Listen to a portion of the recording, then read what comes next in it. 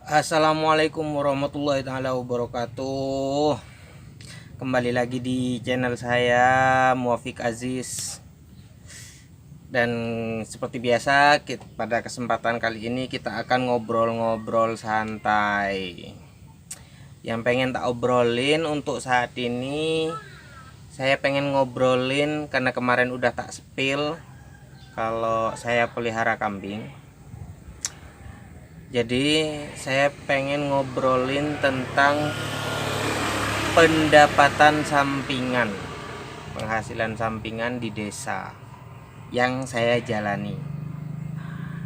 Nanti kalau teman-teman ada ide pendapatan di desa lain, bisa di komen ya, sebutin di kolom komentar. Kira-kira eh, cara apa lagi yang bisa dilakukan orang desa untuk mendapatkan pendapatan sampingan gitu, yang bisa dilakukan gitu.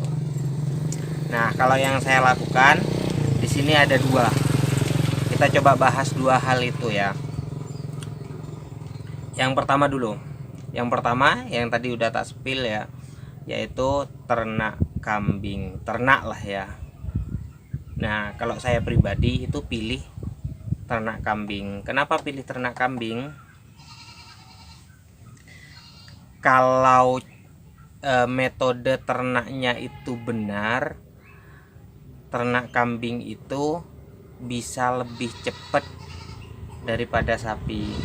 Itu yang saya alami ya, yang saya alami itu bisa cepat daripada sapi gitu. Terus nah itu udah saya buktikan gitu. Jadi ya, saya pernah pelihara sapi, pernah pelihara kambing gitu, sama-sama pernah, dan tak hitung-hitung lebih cepat kambing. Gini kalau kambing ya, kalau penjelasan sapi nantilah. Tapi intinya yang pengen tak sampein, tak coba kasih tahu perhitungan kambing dengan metode pemeliharaan yang tepat itu bisa mendapatkan keuntungan yang lebih besar. Metodenya gimana? Nggak tahu ya istilahnya apa metode ini. Tapi yang jelas itu metodenya itu ternaknya ini bukan pelihara anakan terus dibesarin, kalau udah besar dijual, bukan yang kayak gitu, tapi lebih ke pelihara indukan. Nah, kalau untuk konteks petani, biasanya kan kalau di desa, orang desa itu lemah di keuangan, biasanya modalnya nggak ada. Kalau mau langsung bangun peternakan besar gitu kan nggak punya modal gitu kalau di desa gitu kan. Nah, kalau sumber daya alamnya untuk pakan-pakannya itu aman gitu. Kalau mungkin kalau daerah-daerah tertentu itu harus bikin bank pakan untuk kebutuhan ternaknya gitu. Nah, kalau untuk desa terutama yang tak khususkan tuh ya di desa saya ini di sini. Jadi untuk pakan tuh aman gitu. Mau musim kemarau, musim hujan ya itu nggak ada bedanya. Maksudnya kebutuhan pakan itu pasti tercukupi gitu. Nah, metodenya itu dengan cara pelihara indukan.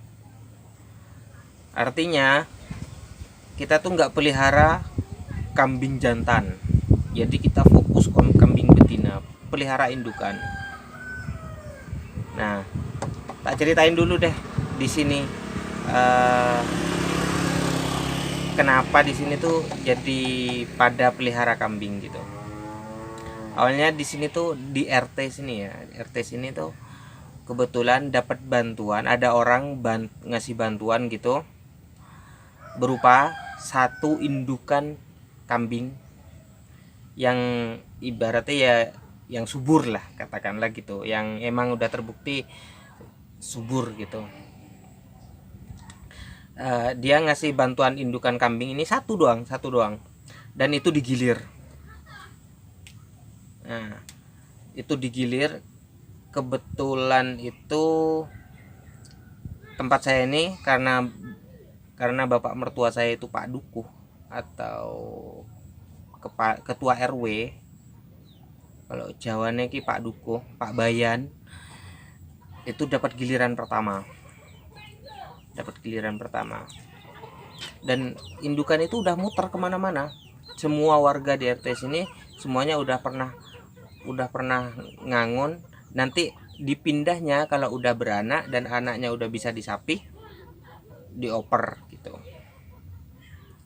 Nah, ceritanya langsung fokus ke cerita yang di sini aja ya, nggak usah yang di tetangga-tetangga.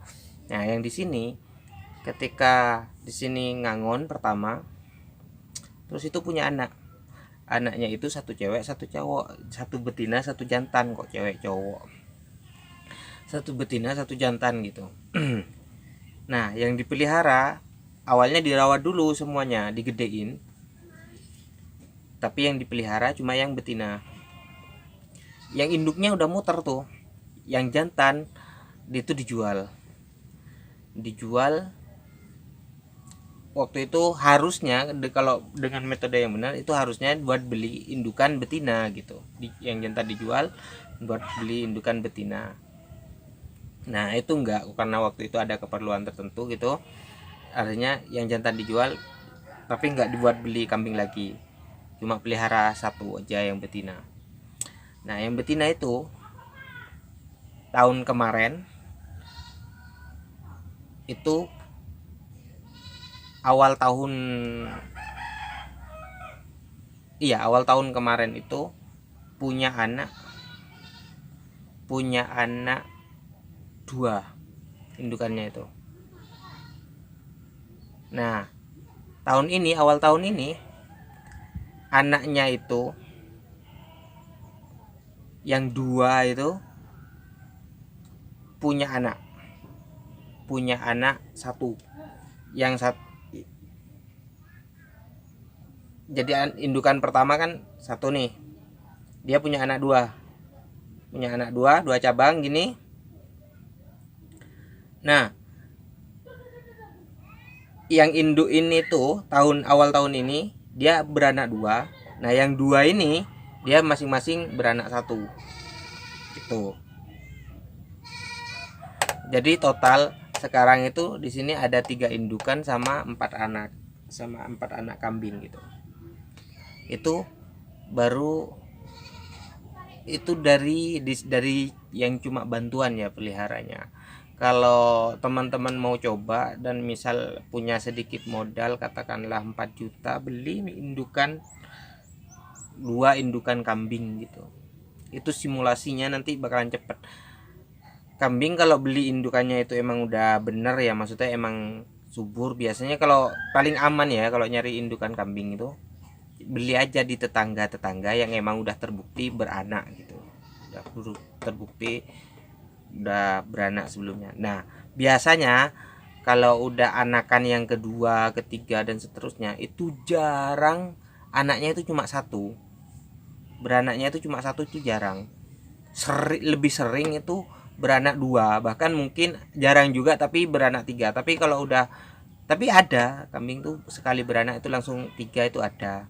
Tapi jarang. Dan kalau udah beranak 3 itu biasanya anakannya itu harus diberikan perhatian khusus, soalnya biasanya kalah salah satunya dalam menyusui. Kalau dibiarin ngikut induknya aja gitu nggak diperhatiin, itu nyusunya itu harus diperhatiin. Biasanya ada yang kalah salah satunya kalau sampai anaknya 3 gitu. Jadi saya tuh di rumah saya ini sekarang pelihara 3 indukan sama 4 anakan.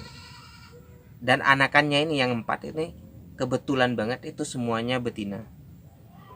Jadi ketika di tahun depan ini udah bisa yang 4 anakan ini, kalau mereka artinya ya subur bisa beranak gitu, normal gitu, ini juga bisa beranak lagi. Yang 4 ini minimal dapat 4 lagi, dan yang indukan ini yang 3 minimal ya dapat 3 lagi gitu. Dan terus kayak gitu, dan akan cepat.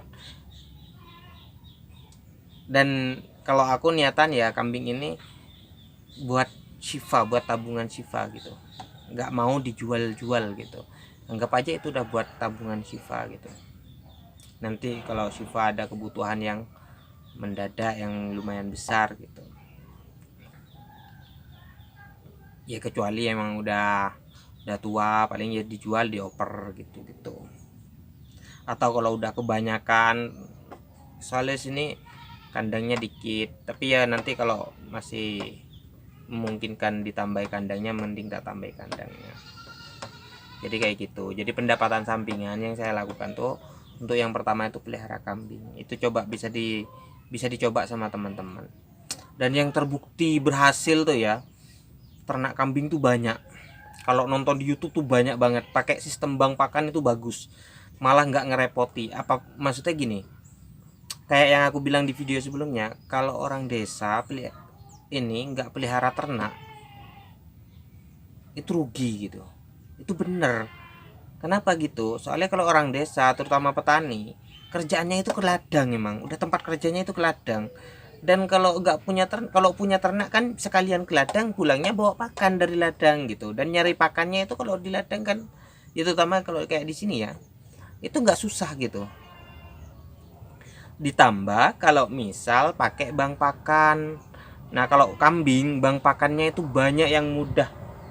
Salah satunya itu yang paling mudah, pakai pohon singkong. Bank pakan kambing pakai pohon singkong. Jadi nanam singkong, tapi nggak kayak nanam singkong pada umumnya. Jaraknya itu dibikin sedikit aja, segini, sejengkal aja. Jaraknya itu dibikin deket-deket. Soalnya nggak ngincar buahnya ini udah. Jadi pohon singkong ini ditanam bukan untuk buahnya. Kalaupun nanti kalau udah ada buahnya, itu cuma bonus gitu. Itu boleh diambil, boleh enggak juga gitu. Intinya nanam singkong ini untuk diambil daunnya buat pakan gitu. Kayak gitu. Untuk dikasihkan ke kambing gitu. Bahkan itu nggak perlu bawa arit, tinggal dipotek gitu. Jadi nggak nunggu batangnya sampai besar baru dipotek, enggak. Jadi yang penting udah keluar daun, udah agak panjang segini agak panjang gitu, itu udah bisa dipotek. Daunnya udah agak lebat gitu, udah bisa dipotek.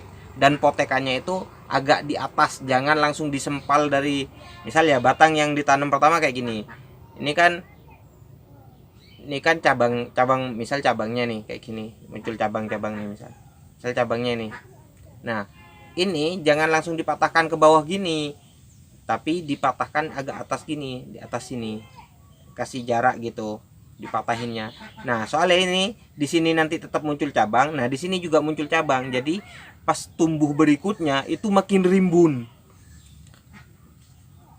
Pohon singkongnya itu jadi makin rimbun, cabang pohon singkongnya jadi makin rimbun. Nah, pakannya itu jadi makin banyak.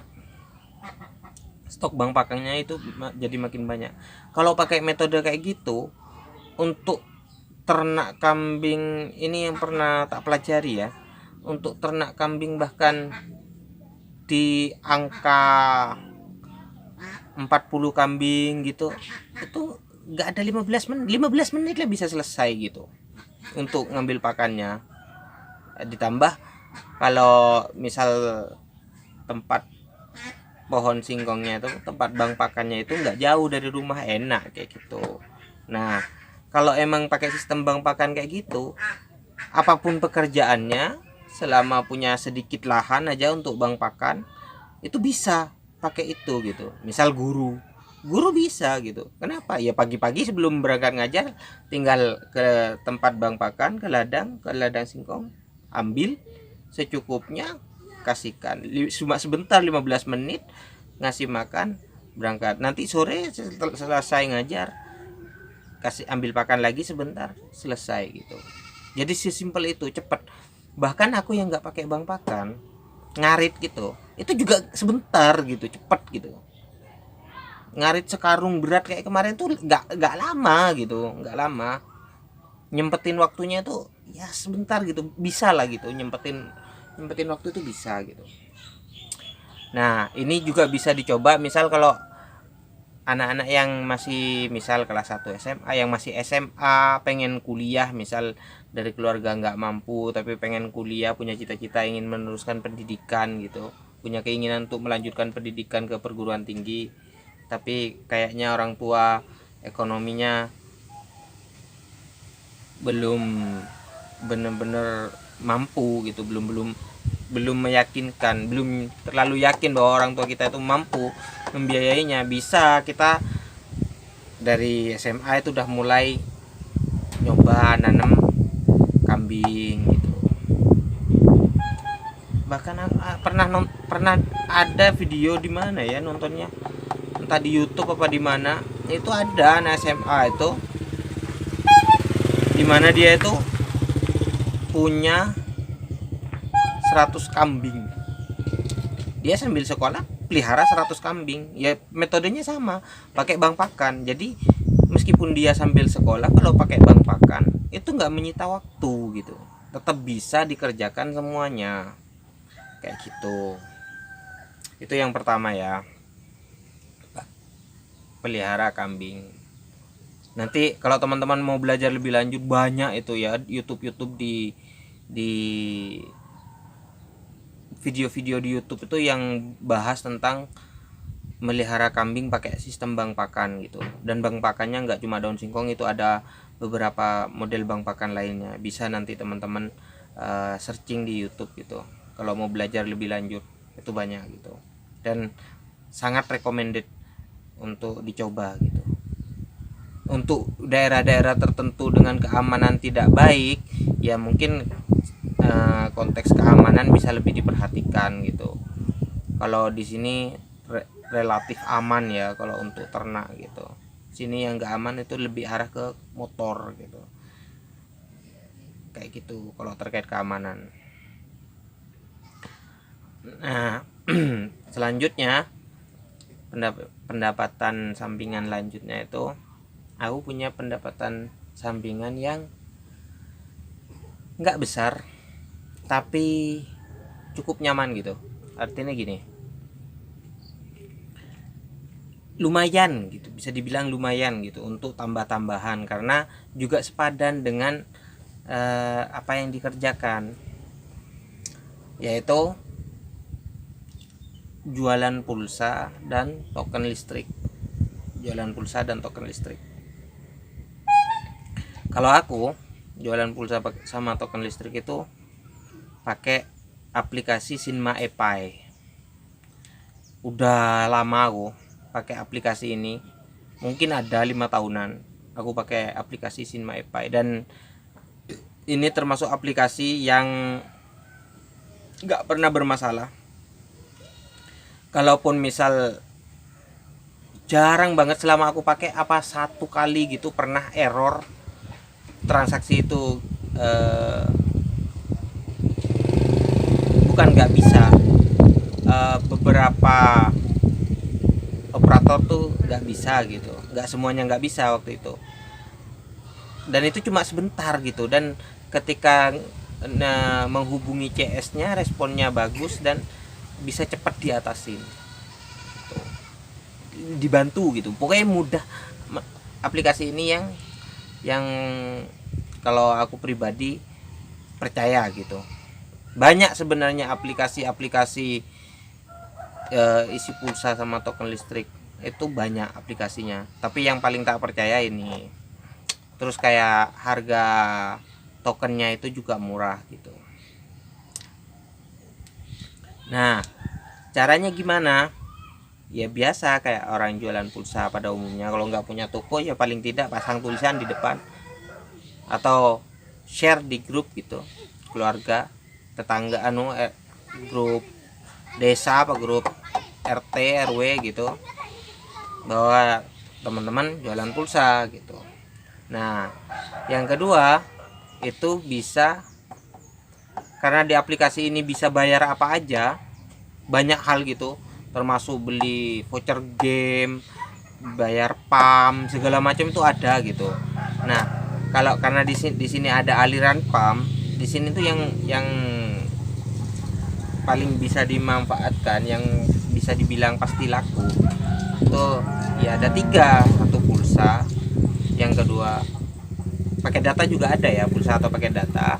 Yang kedua itu token listrik atau tagihan listrik, itu juga bisa.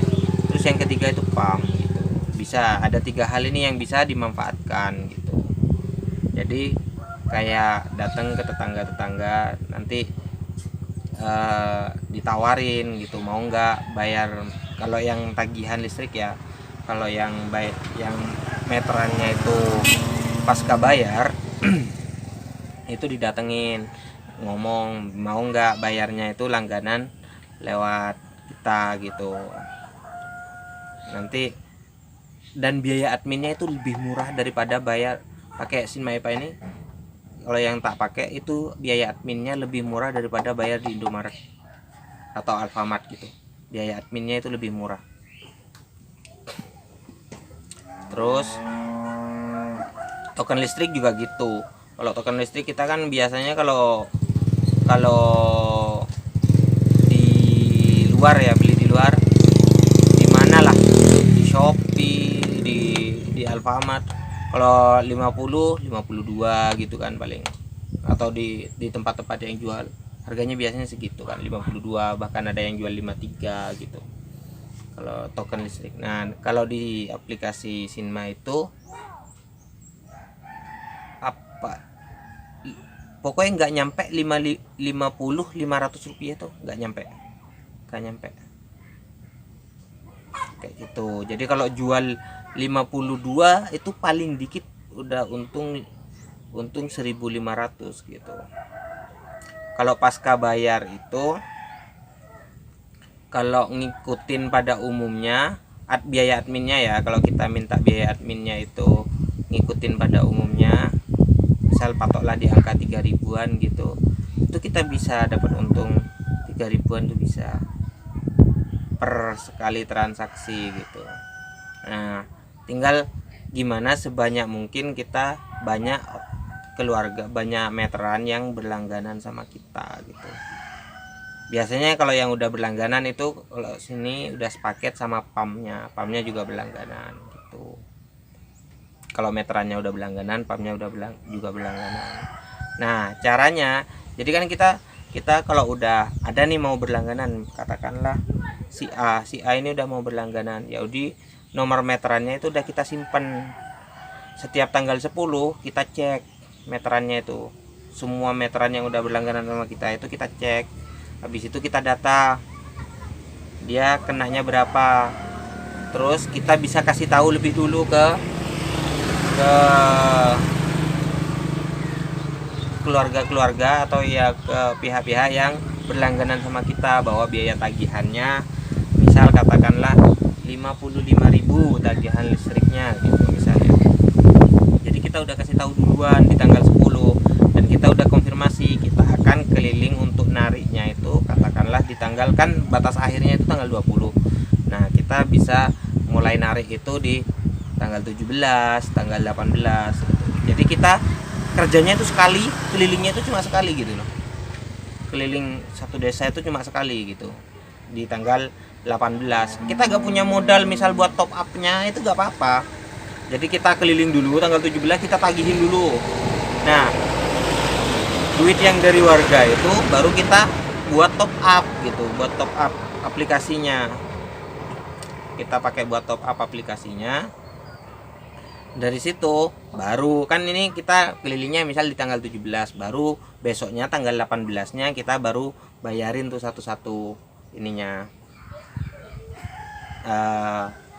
tagihan-tagihannya yang milik warga itu, kayak gitu. Bisa dikerjain kayak gitu. Itu lumayan ya, tergantung seberapa banyak sih yang dipegang meterannya kayak gitu. Pendapatan yang kita peroleh tergantung seberapa banyak. Nah itu bisa top upnya udah enak juga kalau untuk top up aplikasinya ya. Ketika kita kalau mau top up tuh mudah, bisa di Alfamart juga bisa, di Indomaret juga bisa, pakai transfer bisa kayak gitu. Dan itu semua pembayaran di aplikasi itu bisa, misal mau top up OVO, top up ShopeePay, segala macam itu bisa di aplikasi itu. Jadi itu bisa sekalian dimanfaatkan gitu loh.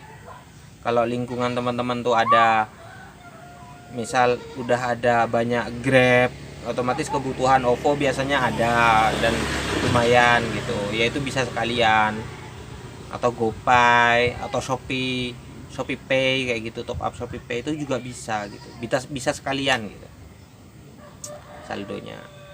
Transfer bank juga bisa, tapi kalau transfer bank jarang yang pakai gitu, soalnya transfer bank sekarang kan kalau orang banyak pakai ShopeePay atau pakai Flip gitu yang bisa gratis tanpa admin gitu. Tapi ada aja, kalau di kampung ada aja yang butuh untuk transfer bank itu, soalnya kan mereka masih banyak keluarga itu yang bahkan nggak punya rekening gitu kan, nggak punya rekening bank. Ketika ada kebutuhan untuk kirim uang segala macam itu ya mereka mau tidak mau pakai jasa-jasa kayak gini ya, kayak gitu, pakai Sinma Epay. Nah kalau mau daftar, kalau mau pakai aplikasi Sinma Epay, rekomendasi saya kode referralnya itu. Jadi ketika daftar itu ada disuruh masukin kode referral. Nanti deh tak kasih screenshotnya sini. Nah untuk kode referral ini nanti diisi pusat huruf besar semua, PUSAT huruf besar semua. Itu nanti pakai itu kode referralnya, itu murah. Kode referral yang lain banyak, bisa ngikutin punya orang itu. Nah kalau yang tak pakai pusat ini, dan itu murah gitu, bisa dicoba gitu, dan tak jamin lancar. Adminnya baik, kalau ada masalah pasti dibantuin. Aku udah 5 tahun make. Ini bukan promosi ya, aku nggak dibayar sama Sinma ya, ini cuma cerita itu yang tak lakukan gitu untuk pendapatan sampingan. Ada 2 hal ini gitu, yaitu kan ini nggak menyita waktu. Orang yang kerja sekalipun bisa waktu nariknya itu di weekend ketika libur kerja gitu, dan kerjanya cuma sehari gitu, dan itu lumayan buat pendapatan tambahan gitu. Jadi paling tidak itu untuk kebutuhan paket data dan segala macam, uang listrik kita itu kita nggak usah bayar. Dari keuntungan itu udah lebih dari cukup gitu. Bahkan nggak cuma punya kita, bisa sama punya keluarga juga, itu bisa cukup kayak gitu. Itu ya untuk pendapatan sampingan. Nanti kalau teman-teman ada contoh pendapatan sampingan yang bisa dilakukan di desa ya, khusus di desa ya. Kalau pendapatan sampingan di kota-kota banyak banget gitu, tapi kalau yang spesifik di desa itu kan nggak terlalu banyak gitu. Dan yang emang bisa pasti untungnya, kalau kayak gini kan bisa kambing ya untung jelas lah gitu ya, musibahnya kecil gitu. Kambing misal mati gitu ya, itu kan karena musibah gitu, kecelakaan ya, dan itu kemungkinannya kecil juga gitu.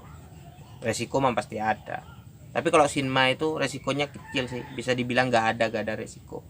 Terus keluarga yang butuh juga pasti ada gitu. Semua keluarga itu pasti butuh pulsa atau pakai data, pasti butuh bayar listrik, pasti butuh. Kalau yang ada PAM ya pasti butuh buat bayar PAM gitu. Dan kalau itu yang kita tawarin itu adalah tetangga kita yang orang-orang kita kenal, ya mereka pasti kenal sama kita.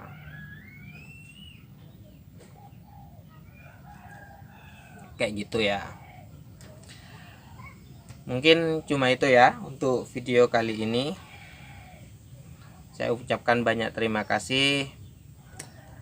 Akhirul kalam, wassalamualaikum warahmatullahi wabarakatuh. Teman-teman jangan lupa ya dibantu subscribe, di share ke teman-teman yang lain di sosial media teman-teman, biar akun ini tambah maju gitu. gitu, biar mungkin ada yang bisa menerima manfaat dari video-video ini kayak gitu. Kalaupun nggak ada ya minimal ini bisa buat hiburan buat teman-teman kayak gitu.